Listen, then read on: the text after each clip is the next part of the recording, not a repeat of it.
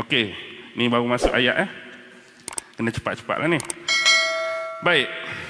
Pada awal kalimah ni Allah menggunakan kalimah Alhamdulillah sebagaimana penghujung surah Al-Isra.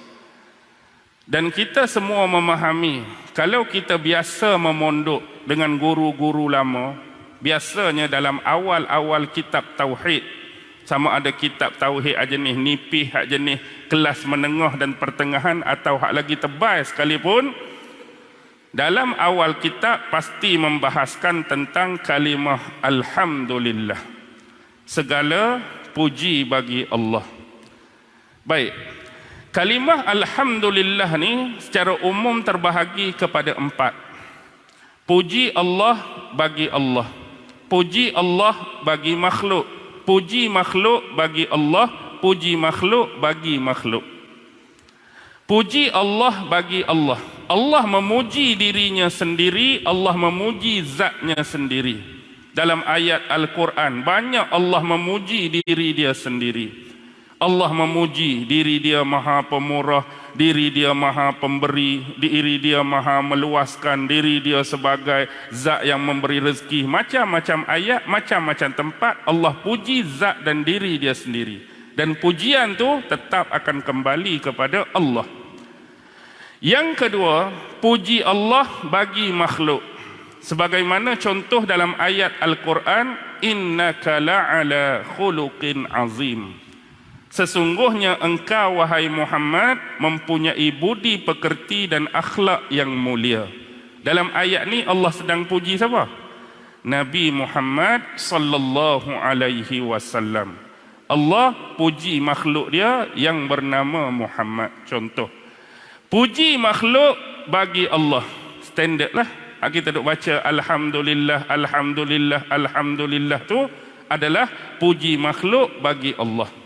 Yang keempat, puji makhluk bagi makhluk. Lagu mana? Kalaulah ditakdirkan kita jumpa dengan perempuan yang cantik, perempuan yang lawa, kita pun akan sebut apa? Allah comelnya, Allah lawanya, Allah jelitanya. Maksudnya kita ni makhluk, puji kecantikan yang Allah bagi pada makhluk yang lain. Ataupun perempuan pula, tengok lelaki, Allah handsome-nya, Allah tampannya, Allah segaknya. Pujian makhluk kepada makhluk. Allah kayanya dia dari sudut kekayaan, Allah kuatnya dia, muka 400 kilo kat sebelah tangan contoh. Allah ninya dia, Allah ninya dia. Hakikatnya keempat-empat bentuk pujian tu, walaupun datang daripada sesiapa pun ucapannya, tetap kembali kepada Allah subhanahu wa ta'ala. Pemilik kepujian yang asli, pemilik kepujian yang sebenar adalah Allah. Dan kita hari ini pun kalau orang puji kita, alimnya ustaz contoh, pandainya ustaz, hebatnya ustaz. Kepandaian kita, kealiman kita, kehebatan kita, kita kena nisbahkan kepada Allah, bukan dari kita. Aku memang pandai lah sebab aku belajar. Aku memang hebat lah sebab aku hafal macam-macam. Aku memang terkenal lah sebab aku ada follower ni. No. Semua tu kena nisbah kepada Allah. Diri kita ni tak ada apa. Sebab pegangan kita, la haula quwwata illa billahil aliyyil azim. Hak mana yang kita dapat berbagai keistimewaan dan kelebihan tu sekadar pinjaman daripada Allah, dan bila-bila masa saja Allah boleh tarik dan ambil balik daripada kita sekiranya kita sombong dengan hal-hal tersebut.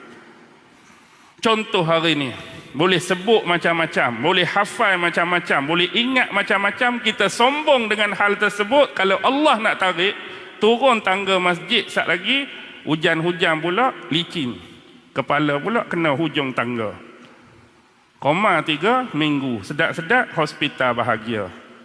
Tak ada lah duk bangga hebat tadi, hafal macam-macam tadi. Dia jadi menangis tak berlagu dah. Kalau Allah nak tarik sebagai contoh. Jadi tak perlu nak bangga. Jadi kita kembalikan pujian, orang kata apa pun, ni semua adalah pinjaman daripada Allah. Yang layak menerima kepujian yang sebenar adalah pencipta aku, pemilik aku, Allah Subhanahu wa ta'ala. Baik. Kalimah Alhamdulillah ini juga sebenarnya adalah rujukan kepada pembahagian Al-Quran yang kita baca. Sebab Al-Quran ini dibahagikan kepada 4 bahagian. Dan setiap bahagian Al-Quran yang 4 ini, pembahagian dia setiap surah tu dimulakan dengan lafaz yang sama, Alhamdulillah. Baik. Pembahagian pertama dalam Quran pada surah Al-Fatihah sampai sebelum Al-An'am. Pembahagi dia surah pertama, Al-Fatihah. Apa lafaz dia? Alhamdulillahi Rabbil Alamin. Kalimah Alhamdulillah. Jadi bahagian pertama Al-Quran, Alhamdulillah sampai Al-Ma'idah. Pembahagian yang kedua dimulakan pada surah Al-An'am. Apa awal surah Al-An'am? Kalimah yang sama. Alhamdulillahilladzi khalaqas samawati wal ard wa ja'alaz zulumati wan nur. Jadi ini pembahagian yang kedua dalam Quran, Al-An'am tarik sampai hujung Al-Isra. Wa qulil hamdulillahilladzi tadi. Pembahagian yang ketiga dalam Quran bermula di mana? Surah yang kita baca.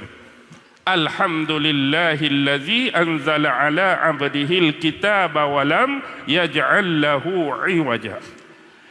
Tarik sampai akhir surah 33. Pembahagian yang keempat duduk dalam 2 surah. Surah 34, surah 35. Surah Saba dan surah Fatir. Kerana kedua-dua surah ni ada lafaz yang sama.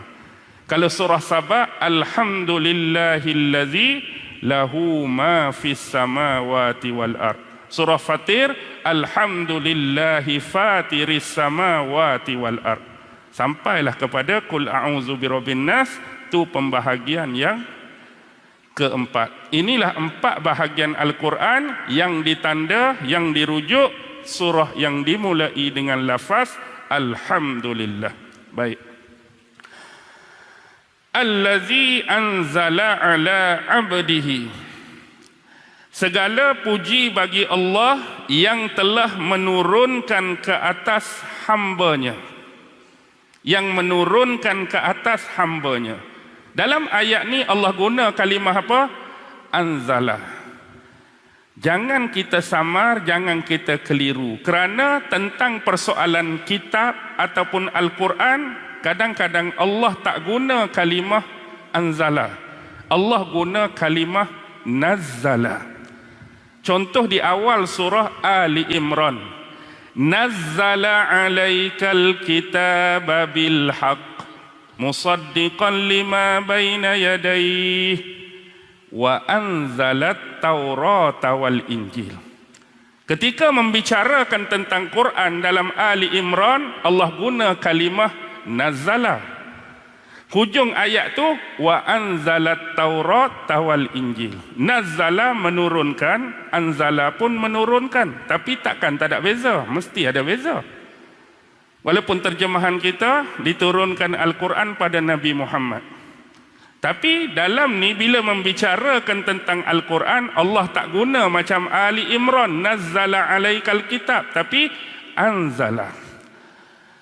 Poin dia, apa beza nazzala dengan anzala? Dalam perbahasan, kalau Allah menggunakan anzala, bermaksud konteks penurunan Al-Quran itu ialah sekaligus. Sekaligus. Maksudnya macam mana? Contoh peristiwa malam Lailatul Qadar diturunkan Al-Quran dari Lauhil Mahfuz ke langit dunia Baitul Izzah secara sekaligus 30 juzuk. Tu biasa digunakan konteks anzala. Kalau Allah guna nazzala, bermaksud Quran tu diturunkan secara munajjaman, tadarruj, berperingkat daripada langit dunia kepada Nabi Muhammad dalam tempoh berapa tahun? 23 tahun. 13 tahun di Mekah, 10 tahun di Madinah. atau ulama-ulama ulumul Quran, lebih tepatnya 23 tahun tu sebagai rumusan. 22 tahun, 22 bulan, 22 hari. 22 tahun, 2 bulan, 22 hari. Hak tu hak sebenarnya, tapi kita bundarkan jadi 23 tahun. Kalau nazala berperingkat, sikit-sikit. Kalau anzala sekaligus. Jadi bila Allah guna anzala sini, keadaan dia sekaligus ke atas hamba dia.